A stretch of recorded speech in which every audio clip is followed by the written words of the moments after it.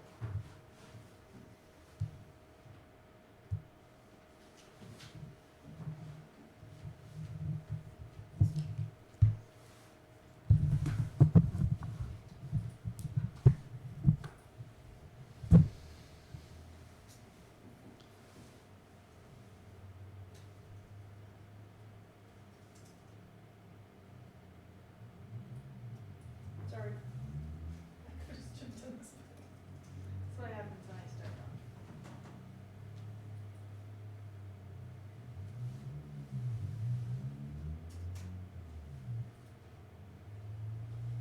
you got any more of these?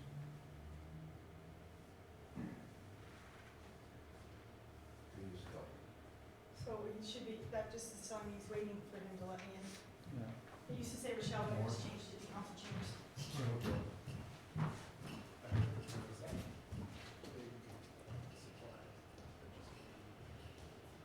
oh yes? Yeah. Family masks. Just got from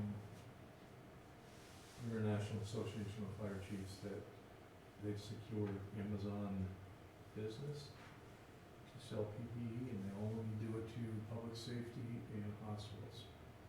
So it's the only people they'll sell to, and I just need to put an application, which I'm doing, just to make sure if we need anything. I think we have, I think that's I think it's the county signing up. I just got that today.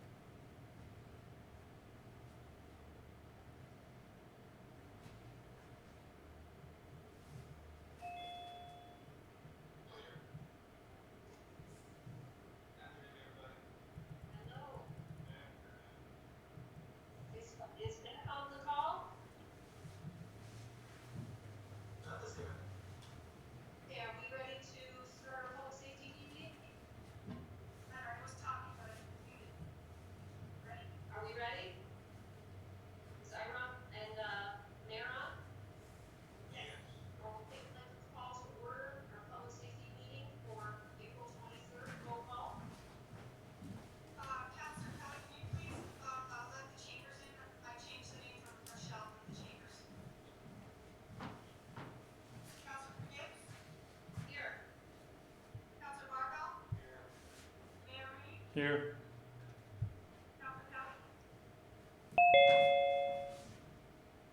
Here. Counselor McFarland, Here. Counselor Moore, Here. Have to speak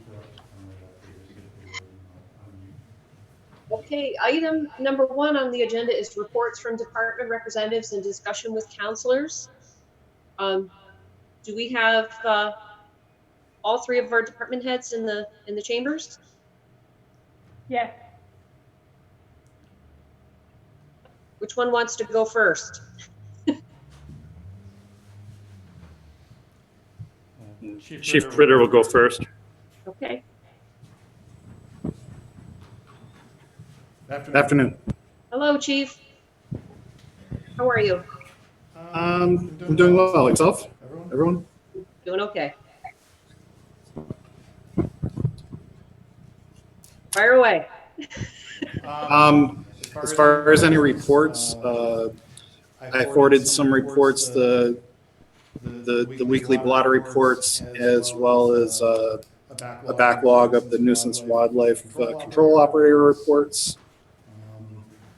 Yes, I got those. It seems like there has been, it's been difficult. So in that report, just if I can highlight something, there's the property on Couch Street that was burned and is vacant now.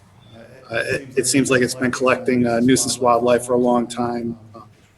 There's been traps set there for the last month or two. That's been a difficult process, but our contractor has been diligent in it looks like they have been able to trap some nuisance Up. animals from that location. So like that's, they have been able to trap nuisance animals from that location. That's a good thing. That's a frequent complaint that we receive. As far as any other reports,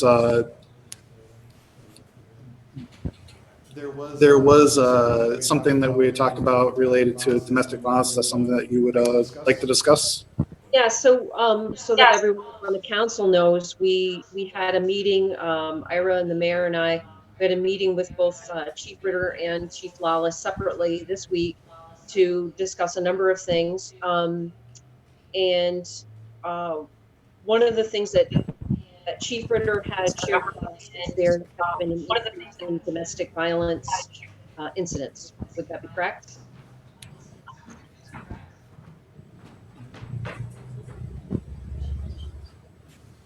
Can you hear me? We're figuring out there might be an echo. I'm trying to resolve that. Okay. Am I echoing? You're not. I can be fine. You may want to mute your mic if you're not speaking, because sometimes the feedback goes from the speaker to the microphone, I think. Why don't you see if you can hear you now? Am I still okay? Audio wise? It looks like he muted himself. Am I still muted? Can't hear you now. Chief, are you there? Hold on. Just gonna have to type, I guess. I don't know.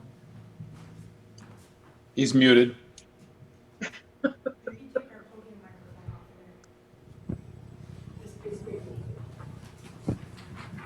Try it again.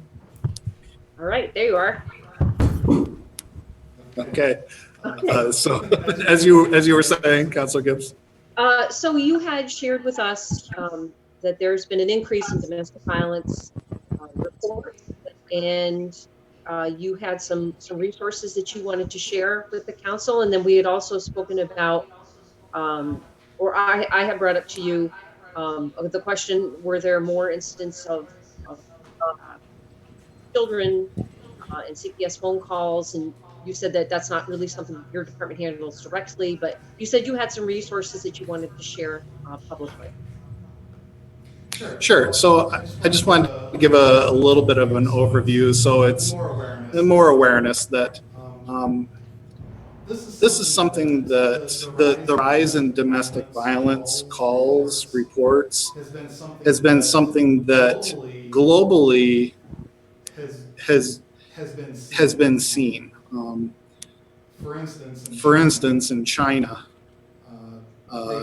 they rarely report anything. So this wasn't an official governmental report, but it's more of a watchdog report that there was a county in China about 130 miles from Wuhan, the epicenter, and they reported for February triple the amount of domestic violent calls from the preceding year. So the statistic that I shared with the mayor and you was ours had risen 50%. So going into France, they're showing a nationwide 30% increase in domestic violence calls. It's something that is showing up in a lot of different areas, not just here at Plattsburgh. It is a regional, national, and global issue. So I guess the next question is what can people do, or what's the reason why? It's not blaming the pandemic on the rise of calls. I mean, it's a conscious choice to victimize somebody, but part of the reason is that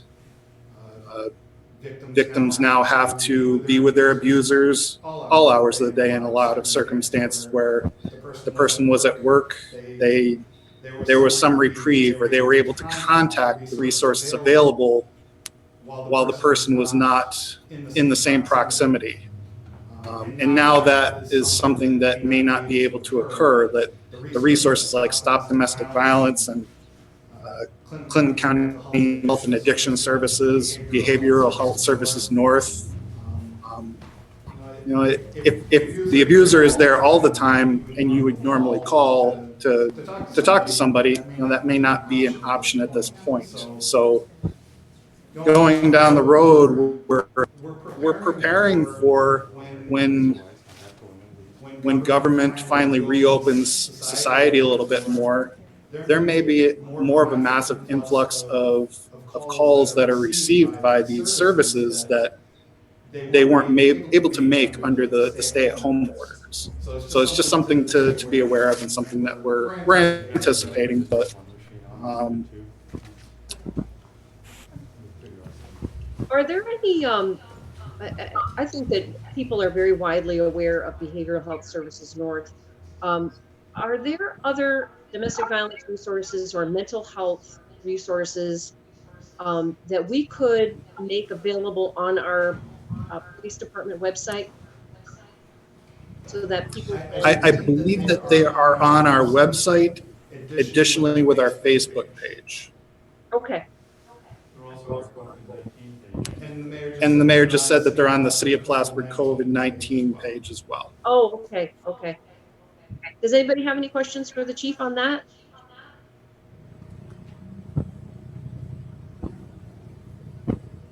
Okay. Well, I just had one thing, Elizabeth. So how are things going during this period? Are things staying pretty much business as usual other than domestic violence, or is it helping with people off the street to reduce the amount of trouble that we have? I guess no better way to describe it. That's hard to answer. It depends. Anecdotally, the bars not being open creates less of a congregation on the weekends downtown. So it's a little easier to manage certain areas of the city. But it does force people into forced isolation, which is not good in some other regards in domestic violence area. I would say the other thing is people forced into isolation or without jobs or gainfully employed. People tend to get restless, and that's when mischief starts. So we've had increases in larcenies from vehicles, unlocked doors, things like that. I mean, that my plea would be to people, it's a very simple thing to do, is to lock your car doors at night. It may seem like a trivial thing, but it's really a simple layer of protection that you can take to ensure that your change isn't stolen from your car, or your GPS, or anything else.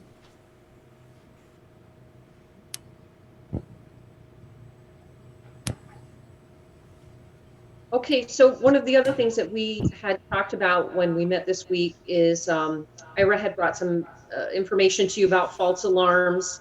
And so we did have a conversation with you and with Chief Ritter about that. So we're going to follow up with you guys again later. I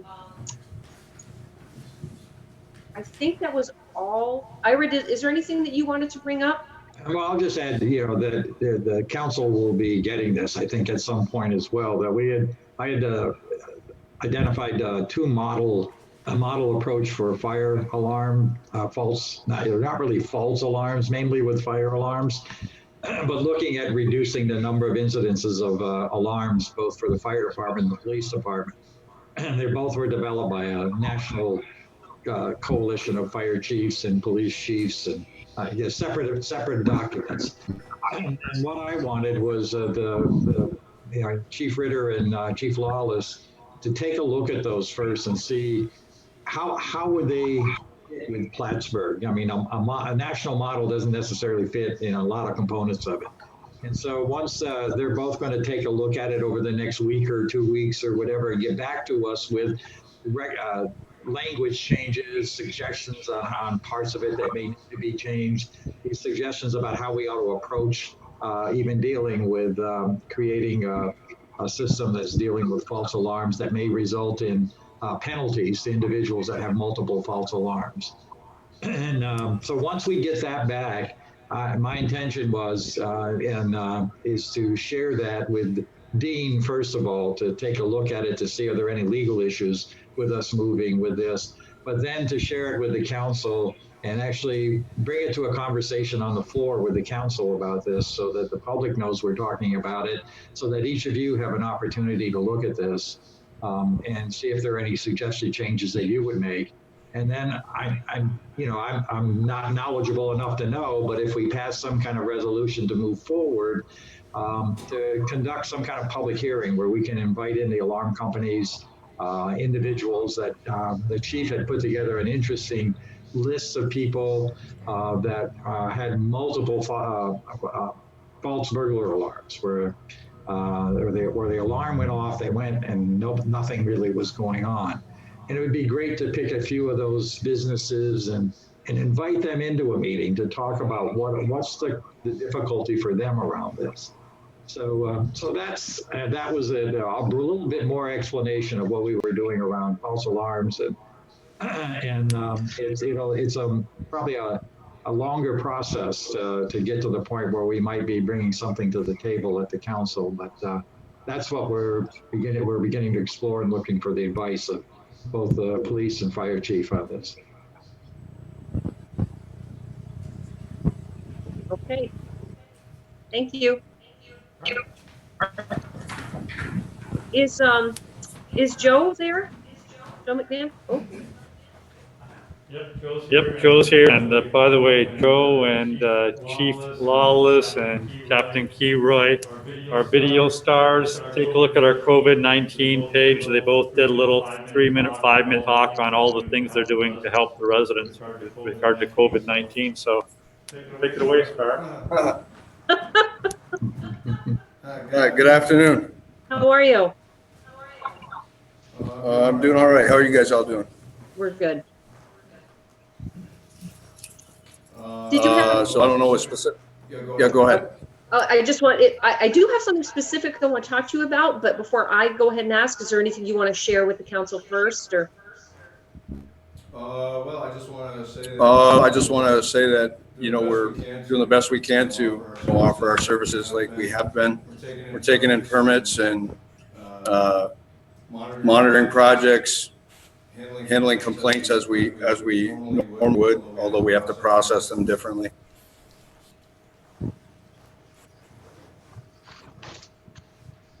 I have been communicating with one of my constituents and have been forwarding this information to Beth, and she's been giving it to you, and you've been really great about communicating back. So I'm sure you know the constituent I'm talking about, the properties with the nuisance animals and the garbage. I believe I do, yeah.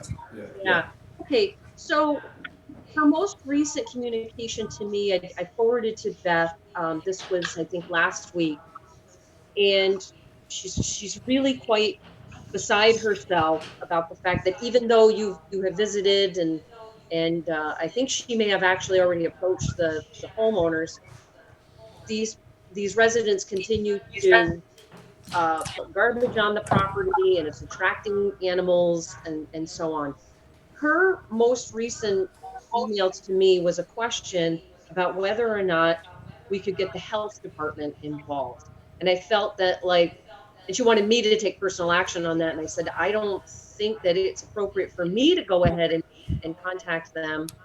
And she also wanted possibly letters to the renters and the residents um, to explain to them what the city codes were and policy and procedure. Um, would you be able to share your thoughts on both of those ideas about the health department and a letter to the residents?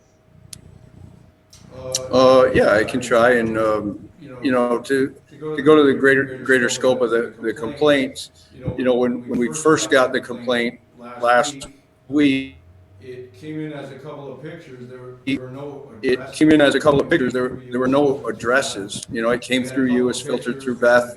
We had a couple of pictures. We had to piece together what we thought those properties were. So it wasn't like, hey, she had this problem at, 13 Draper. There were There were no addresses. So we did the best we could with what we had.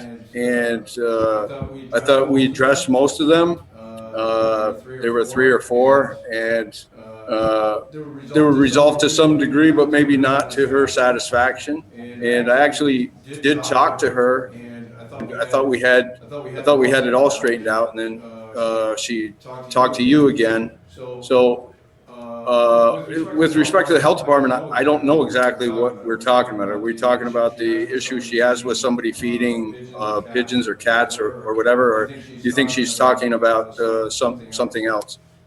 Well, according to her, there are pans of food being left out for whatever animals can be attracted, and because it's attracting nuisance animals, and I think one of the, don't quote me directly, but I think one of these properties belongs to somebody that you already spoke to. So I think it's a case of you left and they just continue to go on doing the things they were doing.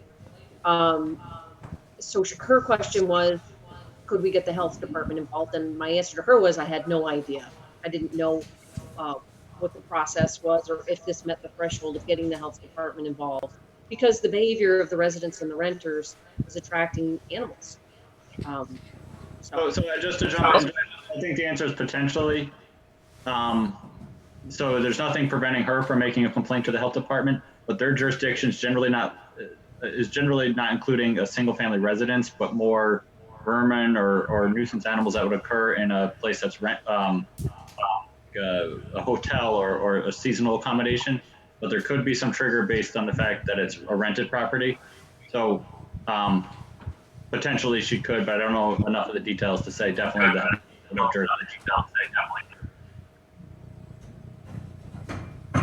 Thanks, Dean.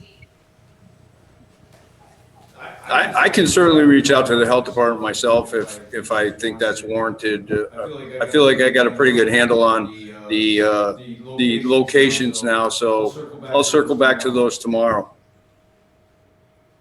Thank you, Joe. I appreciate that. Sure. Okay. Does anybody have any questions for Joe? Thank you. All right, you're welcome. Chief Lawless? Yeah. You're Chief Lawless is. Chief Lawless next. There you go, Chief. How are you? I'm doing well, thank you. So we met earlier this week and we had a pretty lengthy discussion. So I'm just going to share a couple of things with the council, and then I'm going to ask you to share something. So we talked about how you're tracking overtime all the way back from January 20th with the intent that you want to file through FEMA for reimbursement, right? Yes, what we can put towards COVID has to show that we did it with an increased response. So I wanted the council to know about that. And you had communicated with us some information about the Safer Grant. I did have a question for you. I got your most recent communication about that. Last year, I Okay. remember when I looked at that grant application, there was a section of that application about asking for a financial hardship waiver if your city or your municipality can demonstrate that it's under fiscal stress. Is that part of this year's? Uh, Yes, okay, yes, so they're under every year's. okay, It's part of the application. okay. So I think that that would be something to consider as well. I was wondering if you would share with the council the protocols and procedures that you're doing to monitor symptoms of your staff. I mean, Ira and I were very impressed with everything that you're doing, and I thought that the whole council should know the way that you're making sure that um, all your firefighters and your EMTs and how you're monitoring them to make sure that they don't have symptoms. I thought that would be some really great information to share. Okay, so first, we've locked all the stations down. There is no entry except for one door. Prior to arrival, we have a pre-work screening that is done that has multiple questions on it pertaining to their health. We also have thermometers that we have mounted that are doctor quality. We take temperature readings on arrival. They have to wash their hands. They have to answer the questions in front of an officer. It's not a self one. They're actually asked the questions. We monitor temperatures. It's a 24-hour shift. Every 12 hours, we monitor the temperatures. If somebody has a temperature above 99 degrees, we have worked towards every hour their temperature is monitored so that if we have a spike and start seeing an increase, they leave. Our top part is 99.5, which is less than what most places are doing, but because we are a frontline health service, we want to ensure that we do not send it and spread it either throughout our department or to the individuals that we are helping on the ambulance. So we do that. That is done with every employee and anybody that enters the building. All of our response vehicles are cleansed daily and disinfected. We have come up with the distancing procedure and have equipment that some of my members were quite innovative in how to get sprayers. So we have the disinfectant that we use. We researched and found that it had to be EPA evolving virus qualified. We had that. We now can spray all of our vehicles, and we do that. And we will spray throughout the station as needed. It's an all hands on deck with cleaning. We clean twice a day. We continue to do that. It is nonstop. Every call we do a full disinfecting now. We spray the vehicles with a solution. They're wiped down. They're cleaned. We monitor every call that we have contact with. We have a log going of that. We monitor all PPE usage. So every bit of PPE is tracked now. That all goes with FEMA reimbursement. We have come up with protocols and procedures as far as EMS response and what level of PPE they need to be in. That's constantly evolving, but I will tell you now, they are in full PPE on any call due to asymptomatic patients, as patients that are able to spread the virus without showing any symptoms. So we have had several contacts recently that have later tested positive that didn't come in with what you would think for a COVID virus. So we have made it so that we are doing that on every call. So, and if we have a COVID call, we have had to change every SOG and SOP in my responses. So, in fact, you'll see the fire trucks going more often. What they're doing is giving a driver, so we keep clean cabs. We do not put our staff that have had direct contact with patients into the driver's seat and drive to the hospital. That is to keep the clean cabs, and we don't cross-contaminate. So that's going on. It could be car accidents, it could be automatic alarms, it can be EMS, cardiac arrests. Everything has changed.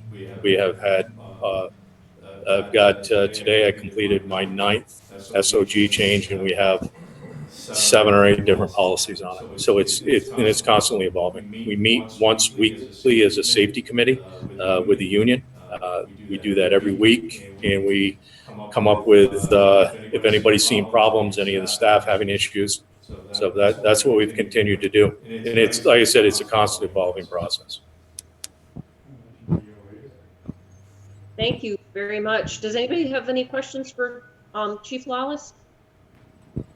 The mayor just wanted me to speak to, we've charted for the last 5 years what the types of ambulance calls we've had and our response numbers and everything else. And one of the things that we found was this year we've had 7 DOAs, which is normally on a year we're at 12. So for an entire year, so in 4 months, we've had 7 DOAs. So I am unsure as to what the reason is. We're just monitoring it to see. So are you wondering if those DOAs were actually COVID patients that never went to the hospital and died at home? Is that what you're wondering? They may. Part of what we're seeing is that we're having patients that may have underlying health issues that aren't going to their doctors now because they don't want to be exposed. So a lot of our calls now are of a serious nature. So that may have something to do with it. It's all speculation. We're going to continue to track it and see how this is playing out. I know that our EMS calls are maintaining, but now that we're running 2 ambulances full time, CVPH is not coming in as a mutual aid as they used to. We were looking at 16 calls a week for them coming in. In the entire month that we started doing this, they're only been in 8 times. So we are handling all the calls, which is the good part of that is that our revenue streams are not dropping on EMS.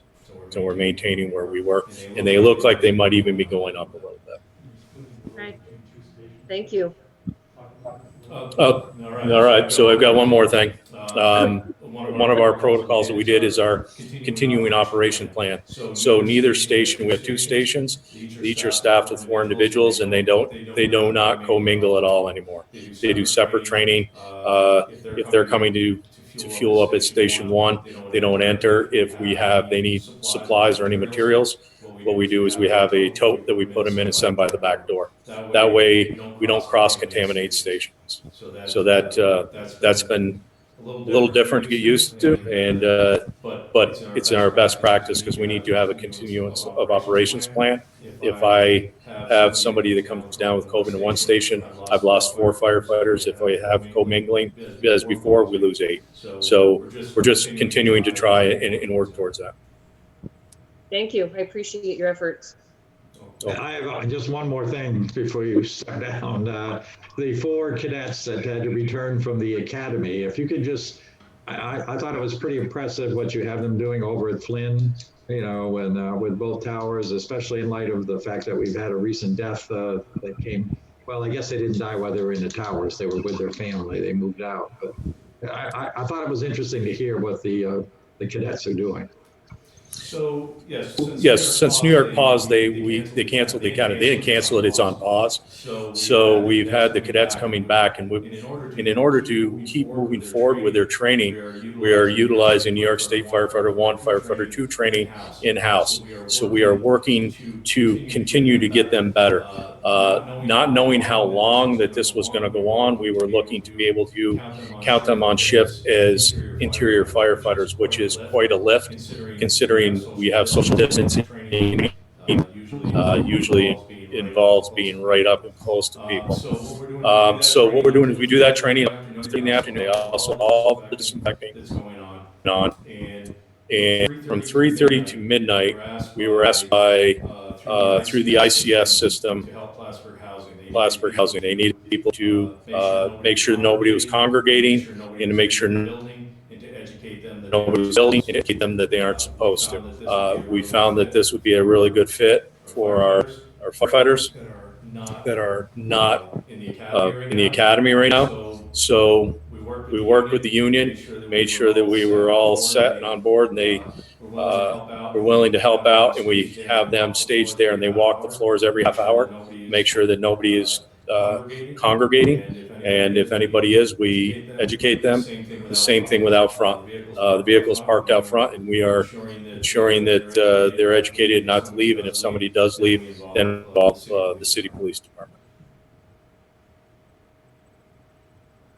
Thank you for that. Anybody else have any other questions? Thank you, Chief. I appreciate it. Thank you. At this time, I would take a motion to move items under section 2, items 1, 2, 3, and 4 to the regular agenda for tonight.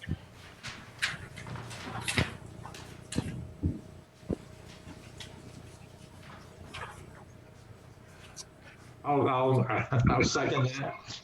Okay. Item number 3 on the agenda, is there any old business to discuss? We have to do a roll call. Oh, sorry, Beth. Counselor Gibbs, Yes. Counselor Barbell, Yes. Mayor Reed. Yes. Okay, and under item number 3, is there any old business we need to discuss? Okay, seeing none, any new business? Okay, I would entertain a motion to adjourn. So moved. I'll second that. I'll second it. Roll call, Beth? Counselor Gibbs, Yes. Counselor Barbell, Yes. Mayor Reed. Yes. Okay, our meeting is adjourned. We can begin our work session then. We have 1, 2, 3, 4, 5, 6 department heads, or 5 department heads and a code and a assistant superintendent here with us tonight. We can take a look at anything on the agenda you'd like to have some time, spend time discussing, and we can certainly do our various reports at this time as well. Let's begin with Councilor Barbell and governance strategy and city operations. I don't have any update at this point. Okay, city infrastructure, Councilor Moore. Well, I just want to comment, we're doing all those spring things that we can do, and we have a full staff right now, so anything we can get done now would probably be pretty good. I was wondering what they were doing at the wastewater plant. I see there was a big crane there, and is Jonathan there, or? He is, yeah, here he is. Yeah, we're in construction. We have started the dewatering upgrades and primary clarifier and aeration tank concrete rehabilitations. So what's happening so far is basically concrete for the primary clarifier and one of the tanks. As far as the dewatering upgrades and all the new mechanical equipment, we're in the shop drawing stage, where the manufacturers are preparing their design drawings and submitting them to the engineers for their review and approval.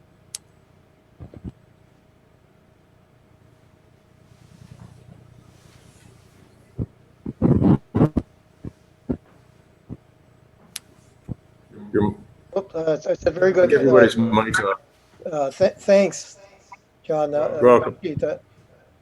Any other questions from anyone?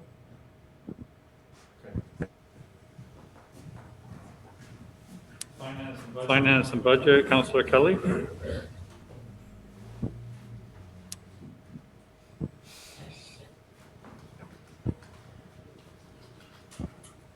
about that. I'd just like to note that we have some budget adjustments on the agenda tonight. We published those earlier in the week, so I assume everybody's had a chance to look at them, comment on them. If you'd like to ask any questions, I guess the best time to do this during the meeting tonight. That's about it. About public safety. Libs. So we had our regular meeting, and we met with both Chief Wallace and Chief Ritter earlier this week, and I'm most impressed by all the initiatives that are being taken to keep especially the fire department safe, and Chief Ritter's endeavors to monitor the domestic violence and make sure that there are resources out there for people. And that's it.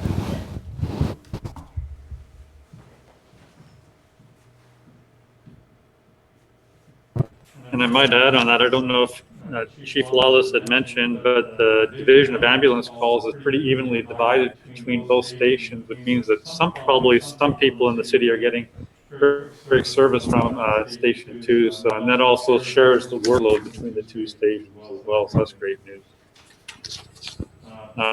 Plattsburgh Public Library, Councilor McFarland. No updates No at this time. updates at this time. And MLD Board President, Councilor McFarland. No updates, No but I will updates, note that we we have an have MLD board meeting next Thursday.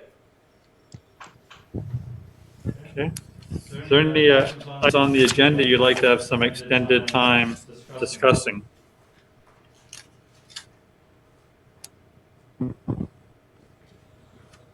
I'll make a motion to go into executive session to discuss a couple items of people's specific employment and an item of potential litigation. Is there a second? I'll second that. All in favor? Aye. Aye. Opposed? Let me very quickly say that we have a Zoom meeting set up for just for executive session tonight, just for the council and the mayor and our legal counsel. So if you check your email, there's a link for that, and we should probably use that. So I would ask that all of you leave this meeting and then click the link for the other meeting, and then we'll come back to this meeting as soon as the executive session is finished. And just to clarify, thanks, Mike. To clarify, Patrick, is this also involving MLD, Department Head Tracy? Yes. So I believe he's watching the live stream, and he should have the invite. So if you're out there, come join that Zoom meeting. Thank you. Be back here in 20 minutes, I think. So everyone leave this meeting and come back when we're finished.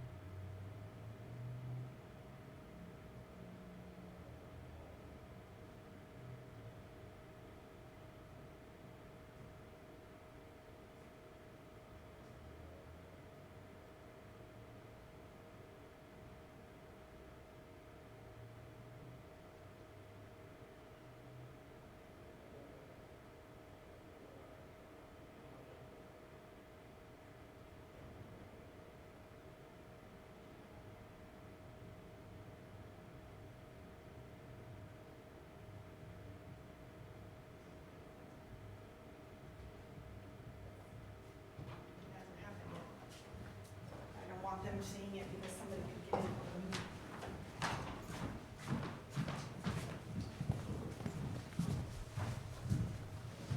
So I'm just gonna. Can we come back in? Yes. Okay, guys.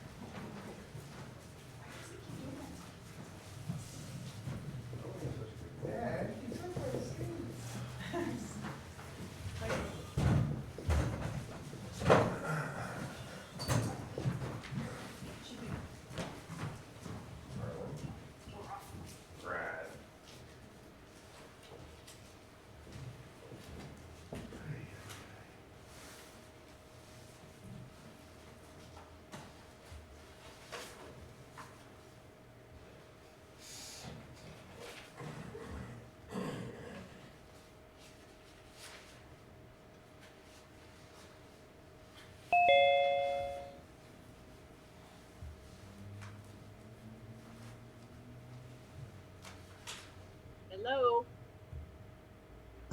Hello. Hi, everyone.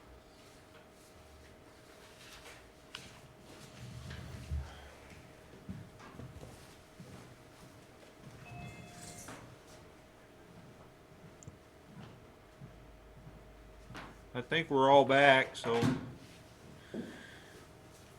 we can proceed.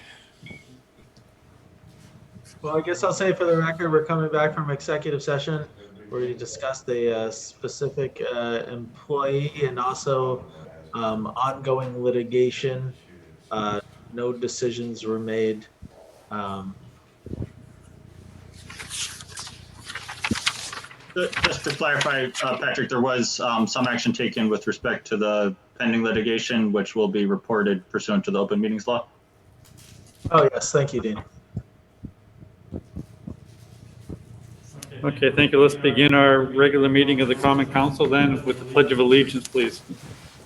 I pledge allegiance to the flag To the flag of the United of the States United of States of America, America, to the republic for which it stands, one nation, under God, indivisible, with liberty and justice for all. Roll call, please.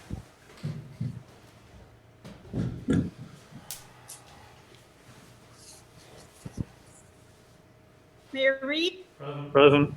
Counselor Barbell, Here. Counselor Kelly, Here. Counselor Gibbs, Here. Counselor McFarland, Here. Counselor Moore,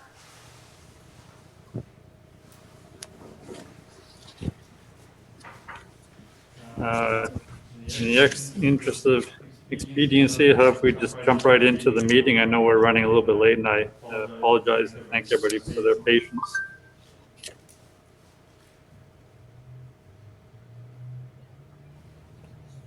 resolved that the minutes of the regular meeting of the Common Council held on April 16th, 2020 are approved and placed on file among the public records of the city clerk's office. Moved by Councilor Kelly and second by Councilor Barbell. Discussion? All in favor, raise your hand.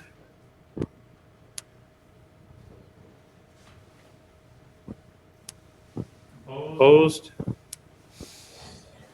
Passed.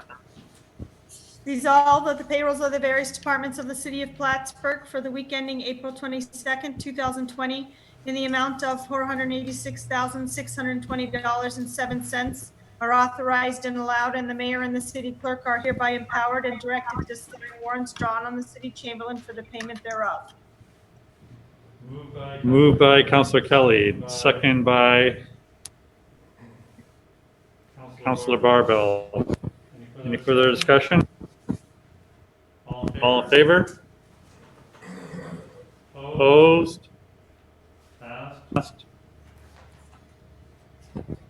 Are there any additional reports? I know you offered your reports during our work session. Any additional reports at this time? Seeing none, resolve the reports as listed are hereby ordered received, and any written reports are placed on file among public records of the city clerk's office. Moved by Councilor Barbell, second by Counselor McFarland. Any further discussion? All in favor? Aye. Opposed? Passed. No correspondence to the recommendations from the boards at this time. Please continue. Resolved that the bills audited by the Common Council for the week ending April 24th, 2020, in the amount of $2,807,732.39 are authorized and allowed, and the mayor and the city clerk are hereby authorized and directed to sign warrants drawn in the city chamberlain for the payment thereof. Moved by Counselor McFarland, second by Counselor Barbell. Any further discussion? All in favor? Aye. Opposed? Passed. We have 6 department heads online or in attendance, all wearing their social distancing PPE. And is there anybody who would like to please come address the council on any issues on the agenda tonight? And I'll also be monitoring the chat here for anybody who'd like to comment by chat. There's one person says, I wonder if the Common Council gets benefits like insurance for their half-hour work every week. Why did you cut that if it used residents wants to get elected to make a change and not collect the check? I don't think any of the councilors receive insurance. I'll hold off and see if there's anybody else. That's correct. There is no benefits other than the normal payroll benefits for the councilors. Okay, and I believe some other citizen says that you do get insurance. See if there's any other comments.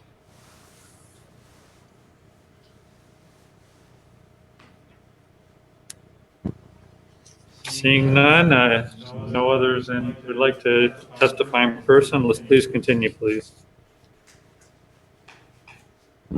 Resolved in accordance with the request, therefore, the Common Council approves that the mayor be authorized to sign change order number 4 for remediation monitoring and final hearing report contract with CT Mail in the amount of $2,600.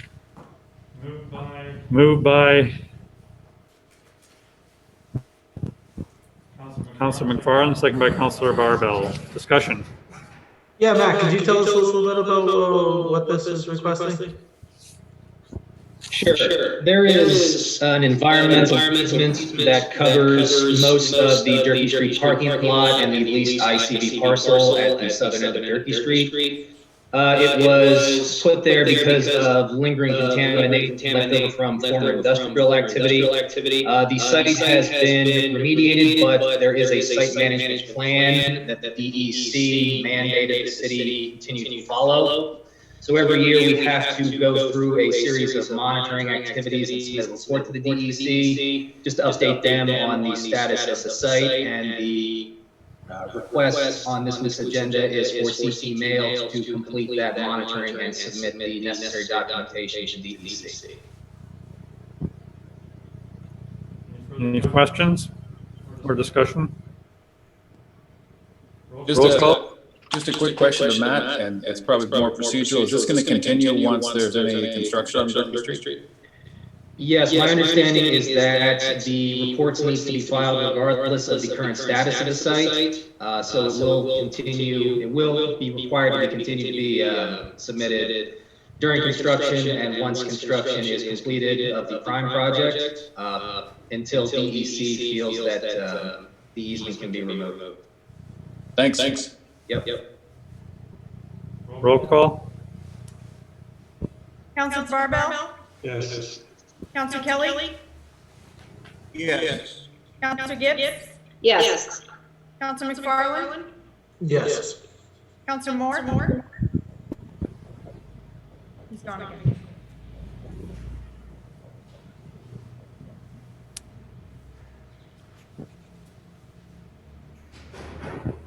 Whereas the COVID-19 pandemic of 2020 has made it difficult to impossible to predict what types of public gatherings are advisable, whereas as a result of this inability to predict, the 2020 July 4th parade must be canceled.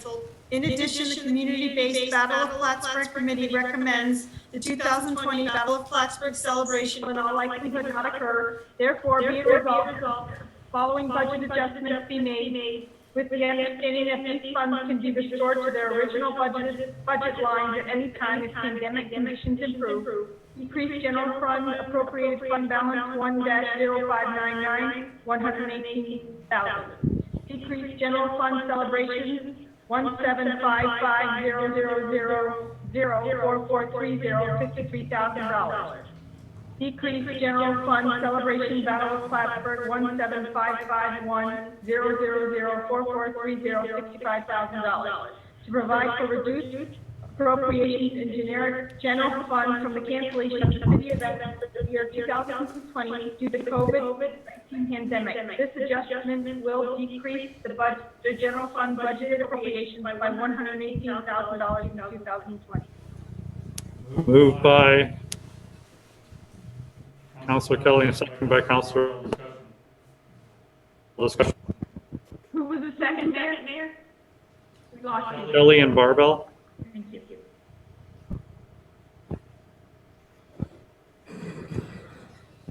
And I note on this resolution, you say that these funds would be restored if it's possible to stage these events successfully. Is that correct?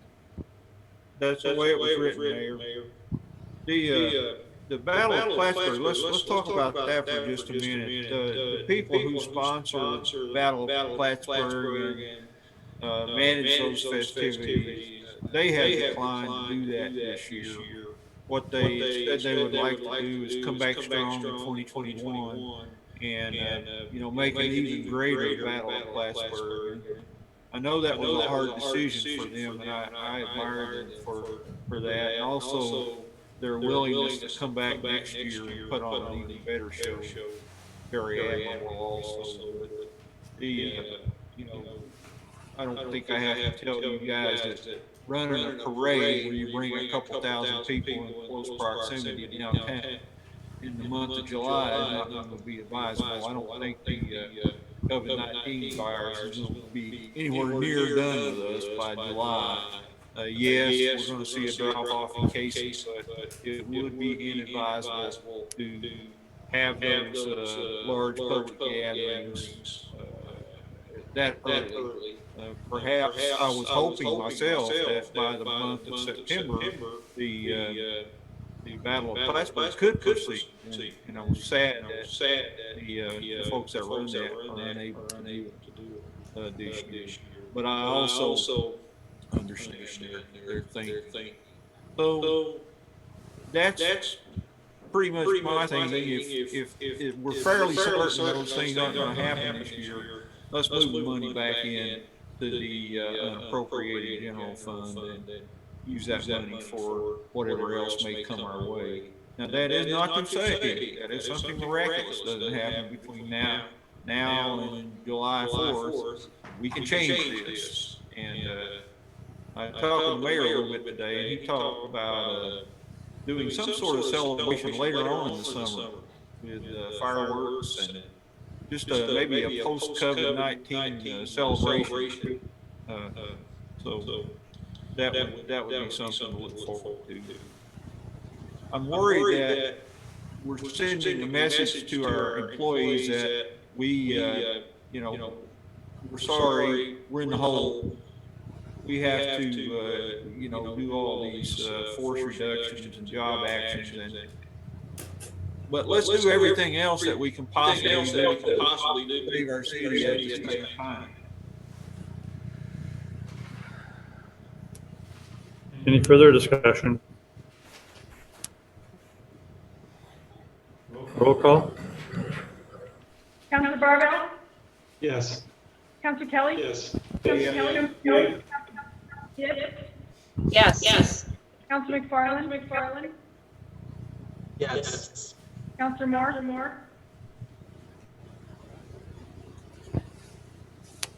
Councilor Moore?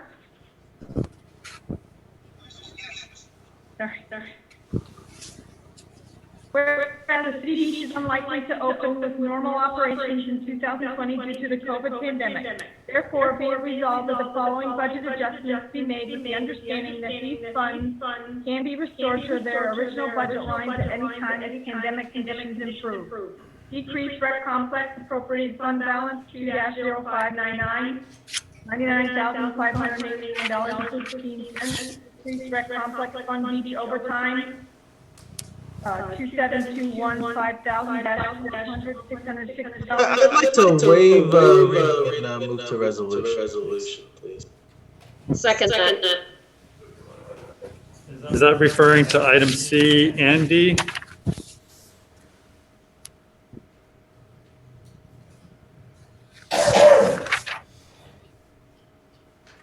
Yes, it is. Yes, it is. All in favor? Aye. Opposed? Unanimous.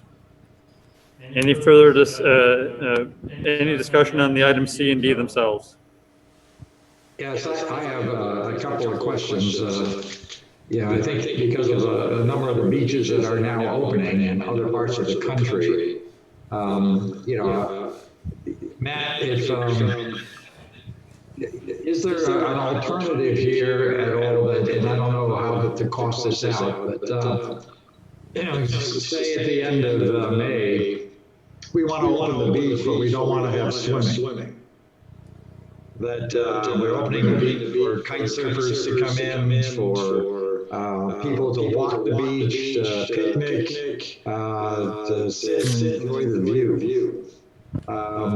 Is there a reduced expense? Obviously, we'd have to clean the beach. You'd have to get the restrooms in order. I have no idea what that would take if we were potentially able to do that and enforce some kind of 6-foot separation among people.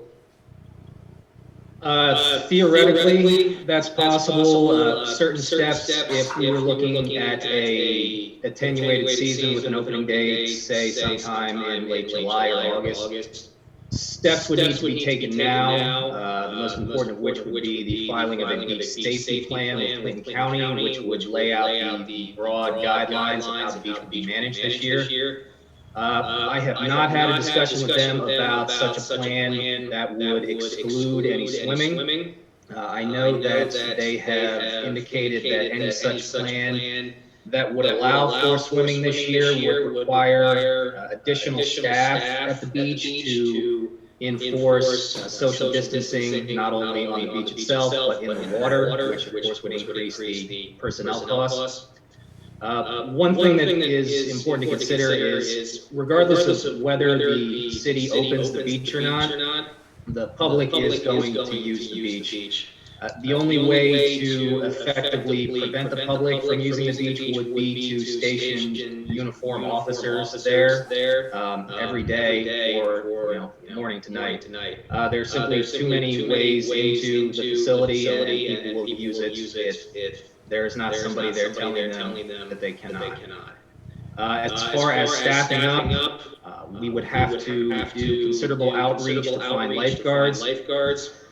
From an administrative perspective, the proposed layoff of the staff of the rec complex would make any such undertaking this year extremely difficult, as there is a lot of institutional knowledge that will no longer be available once those employees are no longer with the city. If it's something the council would like to explore in more detail, I can certainly do that. But right now, it would be quite an undertaking. Any further questions?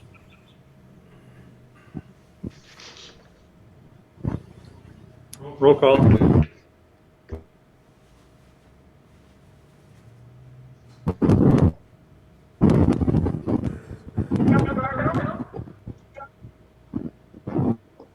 Yes. Councilor Kelly? Yes. Councilor Gibbs? Yes. Councilor McFarland? Yes. Councilor Moore?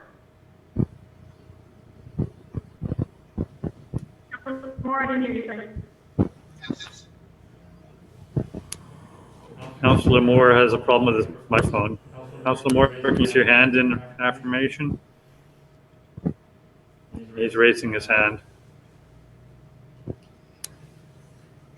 No travel requests at this time. Are there any initial items for initial consideration? Any new business or councillor reports? I don't have any council reports, but Mayor, I was wondering if you could answer a question. So I've been watching the news reports coming out from the governor's office, and he's talking about opening up certain sections of New York, and he has certain people he's using to coordinate those sections of New York. Do you have any insight about who's going to be deciding region where we are? And is there talk of anything at all being open in this area? I do think there's somebody designated for Northern New York. Not sure who that is. I haven't contacted the city yet. Obviously, I think, and I believe I share with you some of the conferences that the governor does. I know you're all watching them closely. He, interestingly enough, in his press conference today, he talked about testing across the state, and obviously in New York City itself, there's been a pretty high incidence of the infection rate.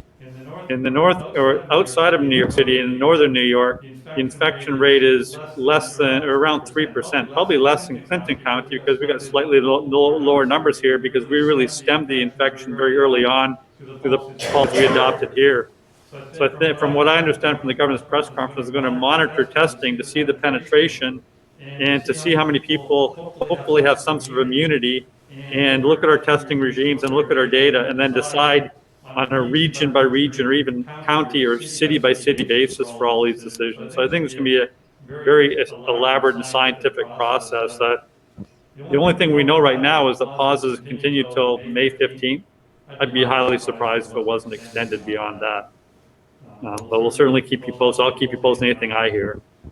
One good news is that I do hope from the phase 4 of the Senate state or U.S. Senate actions, the stimulus package, phase 4 did include money for local testing, which means to me testing in the city. Already, the testing regime, as you know, has been relatively scarce because of the lack of testing kits, but they are expanding that, including a drive-up site for those people that now have doctor's orders to get tested. Up till now, with the doctor's orders, you could not get tested.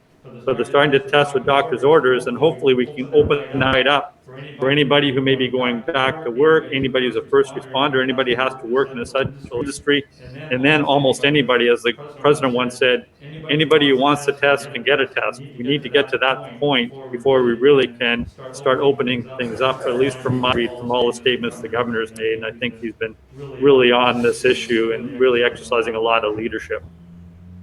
Thank you. Any other questions or discussion? Any public comments from this room on any issue of mutual concern? And I'll monitor the YouTube for a moment.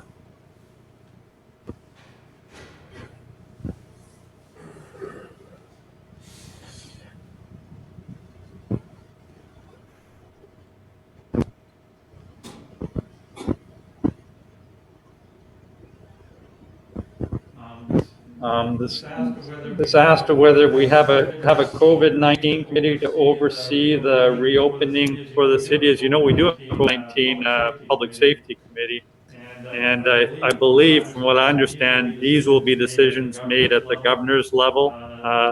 We don't have the authority, as you even know, to do any real emergency orders with anybody right now. So we'll have to rely on the governor's advice for reopening up the city, and obviously we're going to follow all the requirements. I think all of us agree what we want to do is ensure that this area could not be reinfected again, and so everybody's interests, I'm sure, are thoroughly aligned.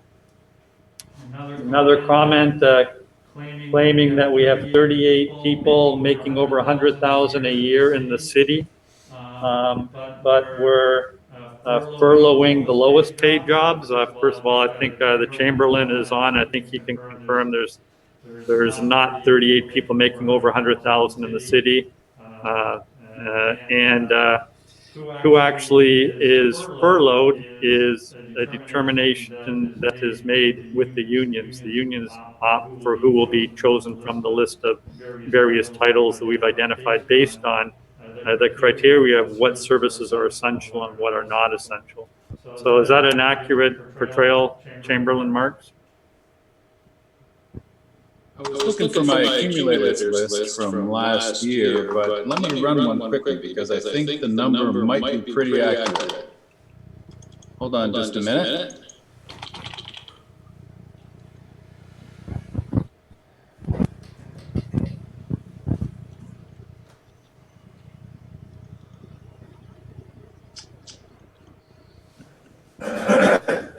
Doesn't take long to pull this up.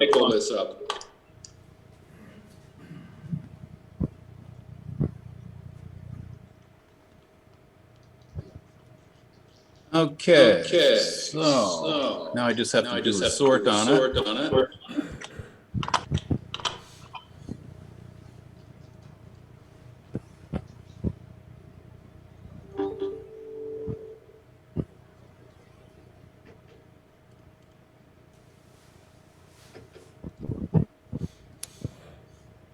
All right, there is only one person that made $138,000 last year. I think the question was, they stated 38 people make more than 100,000. We had 21 last year. And then let's say another 14 that made over 90,000. Okay, So 21 over 100,000 last year. Thank you. You're welcome. And I think that answers the second comment from somebody named Lake City Cobra. I see no other comments, so do I have a motion to adjourn tonight then? I'll make that motion. Moved by Councilor Gibbs, second by Councilor Kelly, roll call. Councilor Barbell? Yes.